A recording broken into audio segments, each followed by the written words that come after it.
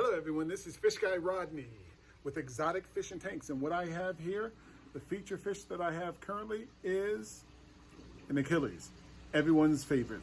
I know most people think that they're very difficult to keep, and there is some truth to that, but I'll go into why or where the difficulties come into play. So let's take a look. This is Fish Guy Rodney, and what we have here is a 5.5 inch Achilles Tang. These guys are they're gorgeous. First and foremost, let me start off by saying these guys are gorgeous. They're stunning. And they're a favorite of most. But they prove to be a difficult fish for most. And having gone through hundreds of Achilles, firstly I can tell you that the vast majority of the Achilles eat. No issues there.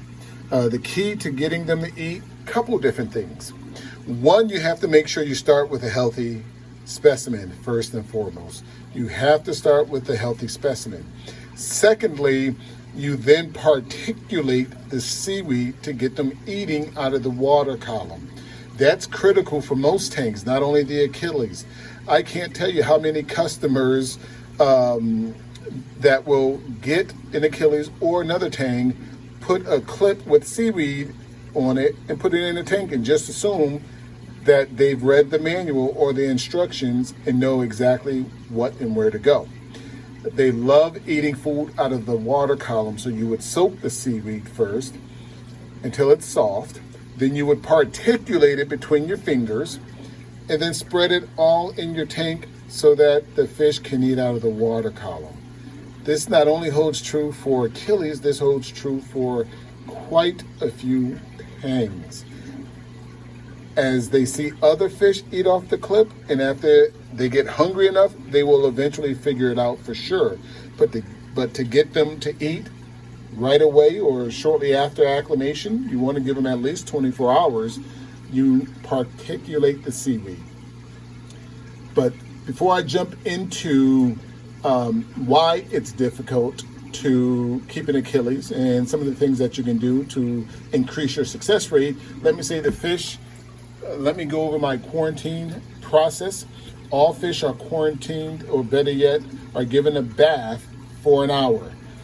The bath includes Paragard, which gets the fungal and bacterial, and the furan. So I keep them in here for an hour in the Paragard and the furan.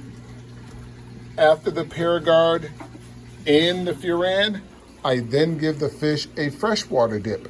So if you give a fish freshwater dip, a couple things you want to make sure of. You want to make sure that the pH is the same as your quarantine. You want to make sure the temperature is about the same as your quarantine as well. And you put the fish in there for 4 to 5 minutes.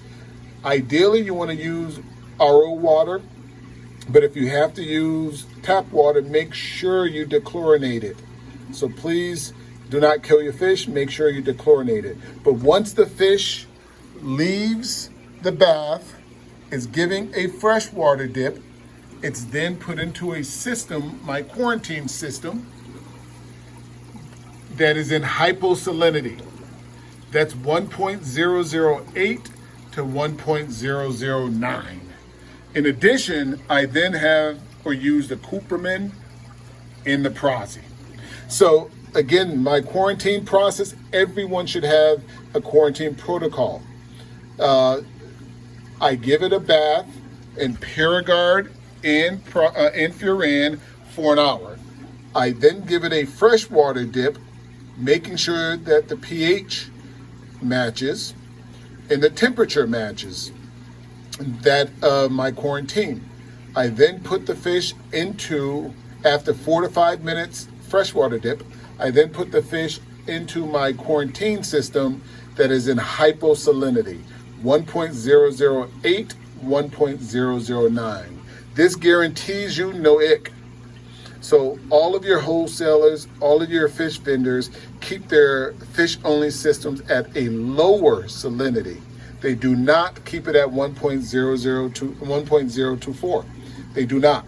They all keep it at a lower salinity because it helps with protozoas in addition to less salt in the water, therefore more oxygen for the fish. And the fish prefer a lower salinity. It doesn't necessarily have to be hyposalinity, but a lower salinity.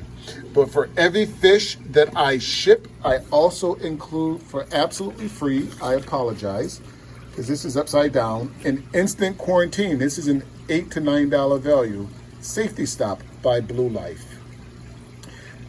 This is excellent. On YouTube, if you search for safety stop, there's a step-by-step how-to video by Mark Levinson.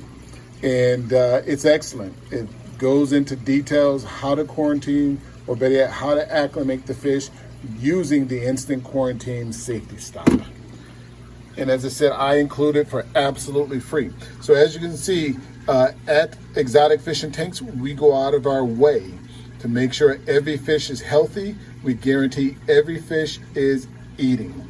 I ship all over the U.S. I'm located in Dallas, Texas, but I ship all over the U.S.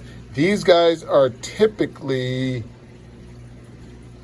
they spaz quite a bit, so it's not as easy picking it up. So I will show you it from above.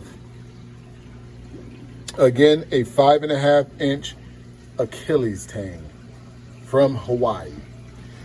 Most people don't know that not only do Achilles come from Hawaii, the other part of the world they come from is Tahiti.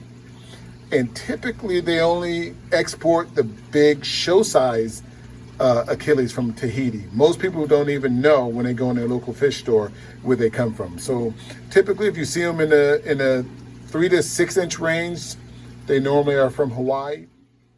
As I said, the Tahitian ones are awesome, for sure. They're just as hardy, if not more hardy, than the Hawaiian ones. But again, all fish can be found on my website, Exotic Fish, the letter N as in Nancy, tanks.com. Or you can go and subscribe to my YouTube channel, Exotic Fish, the letter N, and then the word Tanks. And every video that I post, you'll be one of the first ones to know. It will appear in your inbox. Any questions, feel free to post or send me an email or text me, 469-682-8841. Fish Guy Rodney, Exotic Fishing Tanks. Ask any questions. I've gone through at least 10,000 fish during my career, having the shop and selling fish. I have personal relationships with multiple divers, most of the husbandry managers there in LA. I've seen it and done it all. Again, Fish Guy Rodney, Exotic Fishing Tanks, 469-682-8841. Feel free to send questions, any questions you might have. Thank you.